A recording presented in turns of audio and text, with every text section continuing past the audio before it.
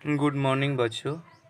हम लोगों ने कल लाइन ऑफ साइट के बारे में पढ़ा था, जिनके दो पार्ट्स होते हैं, पैरेलल लाइन ऑफ साइट और दूसरा कन्वर्जिंग लाइन ऑफ साइट। तो बच्चों, लाइन ऑफ साइट को टेक्निकल भाषा में प्रोजेक्टर्स भी बोला जाता है। अब हम लोग जानेंगे, पिछले वीडियो में बात किए थे कि प्रोजेक्शन के आधारभूत तत्व या फैक्ट, ऑब्जर्वर, ऑब्जेक्ट और प्लेन ऑफ प्रोजेक्शन के बारे में जानेंगे। तो ऑब्जेक्ट क्या होता है? ऑब्जेक्ट कोई भी वस्तु का प्रोजेक्शन हम लोग बनाते हैं, उसको क्या बोला जाता है? ऑब्जेक्ट। ऑब्जर्वर वस्तु को देखकर इसका छवि बनाता है, उसे बोलते हैं ऑब्जर्वर, यानी अर्थात देखने वाले को ऑब्जर्वर बोला जाता है।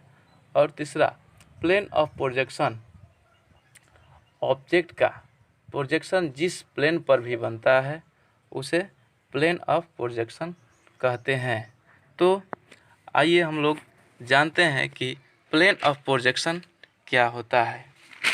तो प्लेन ऑफ प्रोजेक्शन एक काल्पनिक समतल सतह होता है जिस पर कि इमेज बनता है। अब प्लेन ऑफ प्रोजेक्शन के बारे में, प्लेन ऑफ प्रोजेक्शन के हम लोग डिवाइड करते हैं।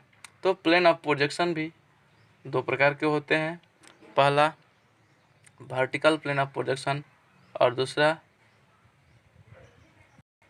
तो आइए बच्चों, हम लोग प्लेन ऑफ प्रोजेक्शन के बारे में बात कर रहे थे। तो प्लेन ऑफ प्रोजेक्शन के हम बताए थे कि डिवाइडेशन दो प्रकार से होता है, पहला वर्टिकल प्लेन ऑफ प्रोजेक्शन और दूसरा हॉरिजॉन्टल प्लेन ऑफ प्रोजेक्शन। तो सबसे पहले हम जानेंगे कि हॉरिजॉन्टल प्लेन ऑफ प्रोजेक्शन क्या है। तो पृथ्वी तल के समानांतर जो भी रेखाएं अथवा प्लेन हो वो हॉरिजॉन्टल प्लेन कहलाते हैं, तथा पृथ्वी तल के लंबवत अर्थात परपेंडिकुलर जो भी तल होते हैं उसे वर्टिकल प्लेन ऑफ प्रोजेक्शन कहते हैं। अब बच्चों, हम लोग प्रोजेक्शन के डिवाइडेशन के बारे में जानेंगे।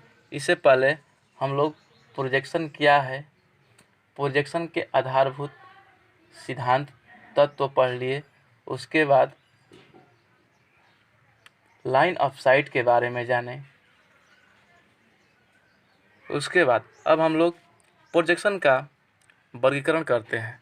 तो प्रोजेक्शन बेसिकली दो पार्ट में डिवाइड किया गया है, पहला पैरेलल प्रोजेक्शन और दूसरा पर्सपेक्टिव प्रोजेक्शन। तो बच्चों, पैरेलल प्रोजेक्शन में वस्तु के आकार के बराबर हमारा प्रोजेक्शन बनता है और पर्सपेक्टिव प्रोजेक्शन में वस्तु के आकार से छोटा प्रोजेक्शन बनता है। इसलिए पर्सपेक्टिव प्रोजेक्शन को हम लोग इंडस्ट्री में प्रयोग नहीं होता है, इसलिए हम लोग पर्सपेक्टिव प्रोजेक्शन को छोड़ देते हैं। अब पैरेलल प्रोजेक्शन के बारे में पढ़ते हैं। तो पैरेलल प्रोजेक्शन बच्चों,